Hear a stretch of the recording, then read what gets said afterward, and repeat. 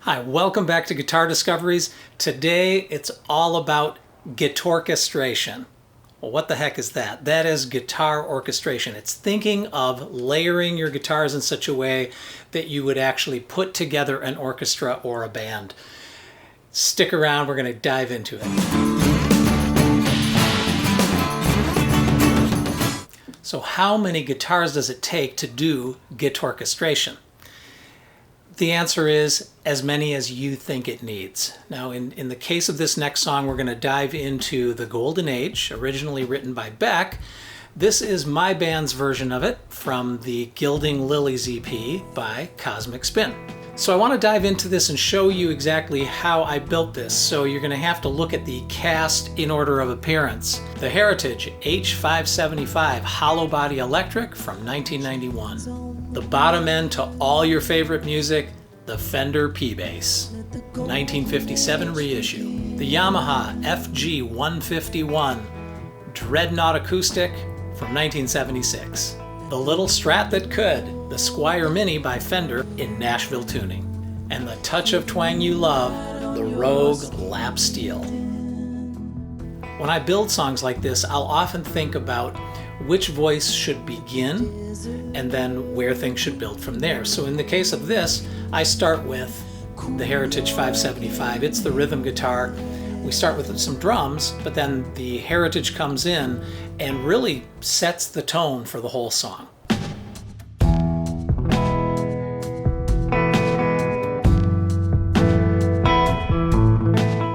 As we move through the song, the next guitar to appear is a Fender P-Bass.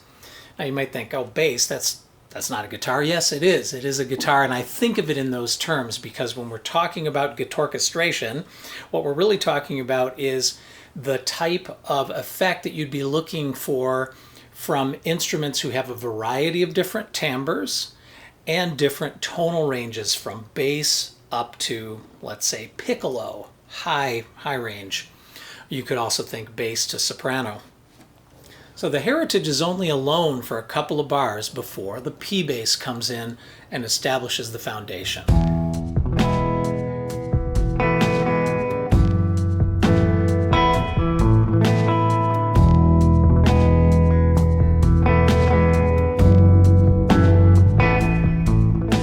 your hands on the wheel.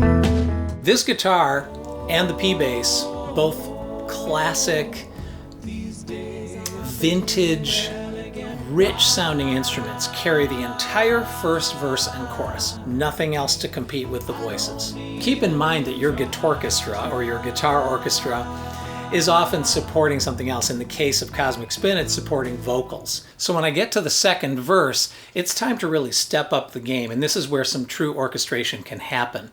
So I thought it was time to add a little bit of woody realness like this. It's my Yamaha FG151.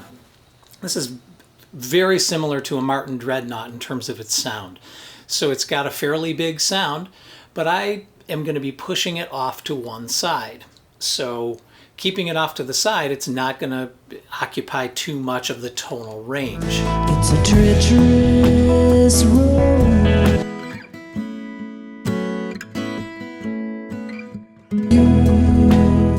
Now, the beginning of the second verse is a place where I wanted to also build drama, and part of the way I want to do that is by adding atmosphere. I want it to feel like you're driving through a canyon late at night. So I need that feeling of the walls. What is it that's behind this whole thing? One great way to get a guitar that has that sort of atmospheric sound is to use a Nashville tuned electric like this. This is a Mini Strat. This is a cheap Squire Mini Strat. It's about a $99 guitar.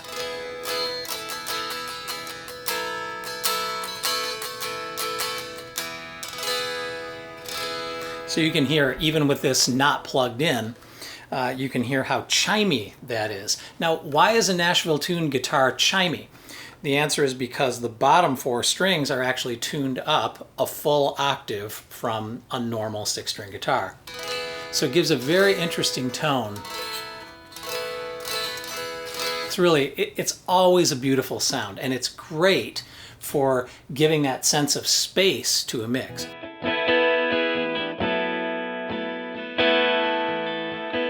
Distant lights. So in this particular song, the verses go on quite long without a lot of variation in the vocals. So my thought was it would be nice to have the guitars commenting a little bit on what the vocals were doing. The first guitar to comment is the chimey strum of this little Squier Mini. Here's what that sounds like.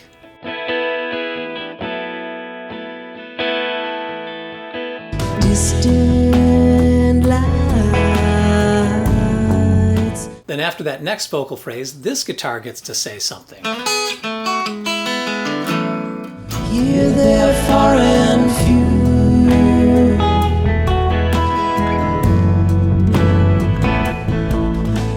So what's the next surprise we can bring in? Should we bring in another Nashville tuned guitar? Should we bring in the acoustic again? Let it make a little comment? I decided I wanted a bigger surprise than that, and I wanted it to move in a slightly country direction. Lap steel.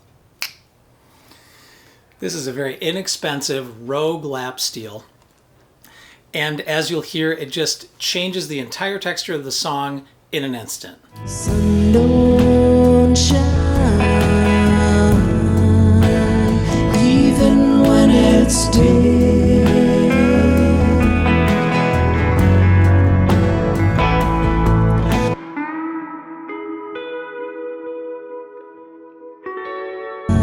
Just to feel like you're okay.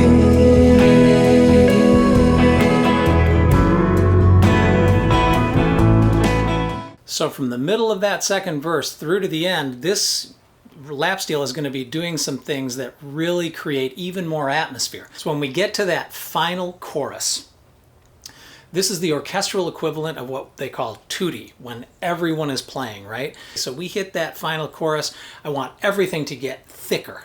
First, I'm going to bring back the Yamaha FG151 and have it doing a similar part to the other FG151, but panned hard right and left. So now we've got that great sound stage and everything opens up even more.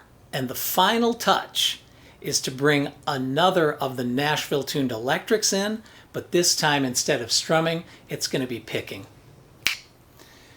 Having a Nashville tuned guitar picking individual notes sounds a little like a 12 string, but it's very clean and beautiful too. So it's something like this.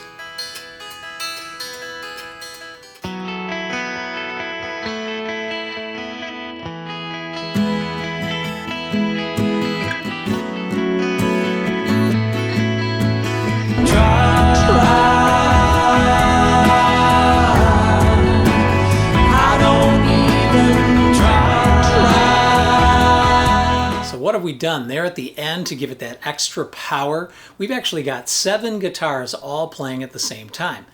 You might think that would just overwhelm the track, but it really doesn't, because each guitar is serving its own purpose, and because of the way their volumes are set, their tonality, and the way they're panned in the mix. So thinking about the guitar in terms of orchestration can really be helpful.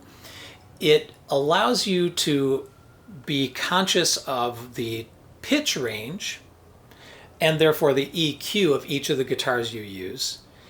It allows you to think in terms of space, depth, things like that. It gets very three-dimensional when you're doing this type of guitar work.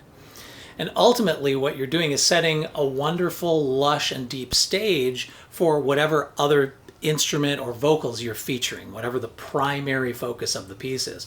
In the case of Cosmic Spin, it's the voices. These guitars are all there in service to the solo voice and the harmonies. And you be the judge whether we've succeeded in that. I hope you love what you hear. Please go and check out the Cosmic Spin EP, Gilding Lilies. It's available everywhere you might be listening on the internet. And I hope you'll subscribe to Guitar Discoveries too. I have so much fun doing this. I do it just for fun. There's no money involved. So I appreciate you watching these videos and being part of the group, subscribing, hitting the bell so you know when I have a new video coming out. Really do appreciate it.